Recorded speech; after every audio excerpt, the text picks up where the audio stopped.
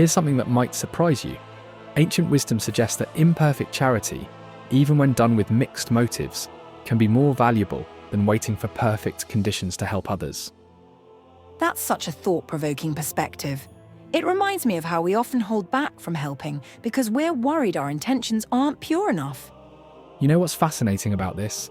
There's this powerful text from Malachi that uses this vivid metaphor of people bringing polluted offerings to the altar, essentially giving their damaged goods to God and expecting praise. So it's like when we donate those dented cans from the back of our pantry instead of giving what we'd actually want to receive ourselves. Exactly. And here's where it gets really interesting. The text actually challenges people by asking, try offering that to your governor and see how pleased they'd be. But there's this incredible tension because while we're called to do better, we're also told not to let imperfection paralyze us. That makes me think about modern charitable giving. How do we balance that drive for excellence with the reality that sometimes good enough is, well, good enough? Well, the text offers this fascinating concept of heaping burning coals through kindness, but it's not about revenge or making someone feel guilty.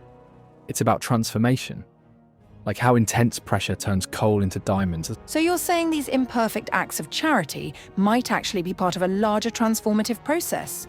Precisely. And what's really compelling is how this connects to our daily struggles.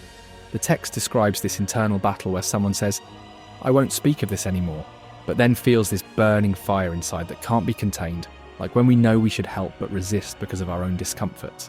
That's such a powerful image. But how do we move past that resistance? The text suggests something revolutionary. It talks about this cloud of forgetting where we learn to let go of our perfectionism while still striving to improve.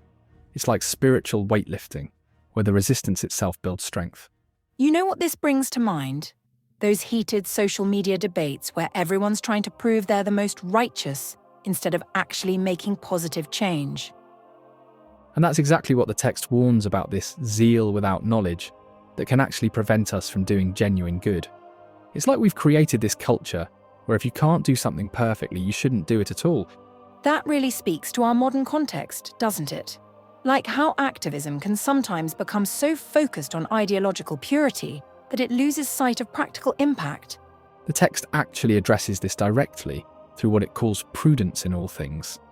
It's about understanding that while we're going to mess up, we shouldn't use that as an excuse to stop trying. There's this fascinating passage about how enthusiasm without knowledge can lead us astray. That's actually quite liberating, the idea that our imperfect efforts still matter in the grand scheme of things. And here's what I find most revolutionary about this whole concept. It's not just about personal growth. The text connects this individual struggle to larger themes of social justice, talking about saving those being dragged toward death and not turning away from those in need. So in the end, it's really about finding that balance between striving for excellence and accepting our human limitations. Exactly. And perhaps that's the most profound insight here. It's not about achieving perfection, but about maintaining that persistent effort to grow and improve, while accepting that our offerings might sometimes still smell a bit like coal rather than pure incense. The text suggests that this very struggle is part of our transformation.